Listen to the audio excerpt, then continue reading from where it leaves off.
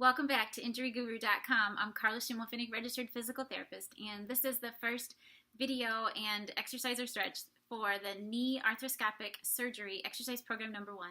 So let's get started. Let me show you and tell you about this first stretch that you're going to do. It's actually called patellar mobilization. So the patella is your kneecap. Mobilization just simply means movement. So what we're going to do is going to check and work on the movement of that kneecap. So let me just show you what that looks like. I want to show you in this position first, just for video purposes, so you can see a little bit better how that kneecap moves. And then I'm going to show you the position that you're going to do this in. So first, you just want to try and find that kneecap. And I'll show you how to do that. But I want you just to see me finding that kneecap. The kneecap is a large round bone. It's actually the largest round bone in your body. So if you just go to that knee and start pushing around, you should be able to move that kneecap around a little bit. Now what we're going to be checking is 4 different directions of movement of that kneecap. The first one is going to be out to the side. So that is what that kneecap looks like if I'm trying to move it or glide it out away from my body to the side. The next movement is gliding or moving that kneecap in toward my other knee or toward my body. Another movement is trying to glide or move that kneecap up toward my face, and you can see it a little bit in the video. And then the 4th movement is just gliding or moving that kneecap down toward my toes. You want to make sure you're on the sides, on the borders of that kneecap, so not right on the kneecap. If you're right on the kneecap, you're just going to be pushing it down toward the bone. You want to again be on the top side of it, the bottom side of it, and then either side of it when you're moving it from side to side. So let me show you the position that you're going to do this in. This is a position that you're going to do this mobilization or stretch in. So I want you to do this on the couch or on your bed. Just make sure that your foot is all the way on the couch or the bed, not hanging off the side. And you're going to make sure that thigh or that thigh muscle, the quadricep, is really nice and relaxed. So just give it a little shake if you have to. If you find that kneecap and it just won't move, the chances are it's a really good sign that your thigh muscle, your quadricep, is not relaxed. If it's not relaxed, it will just draw. So if it's contracted, it's going to draw that kneecap right down toward all the other tissue in the knee and toward the bone, and that kneecap won't move at all. Now, the first thing you're going to do, the first leg that you're going to check is actually your good leg. And then you're going to check the operated leg so that you have something to compare to. You know what normal is, and that way you can determine if the kneecap isn't moving well or easy enough in one direction, 2 directions, or more. Remember, we're going to check 4 directions. So,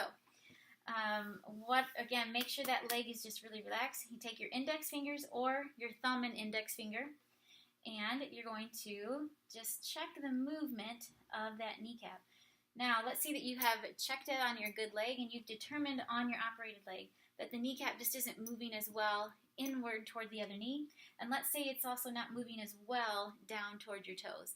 And that's the only limitation or movement of the kneecap that you felt was limited or just didn't move as easy.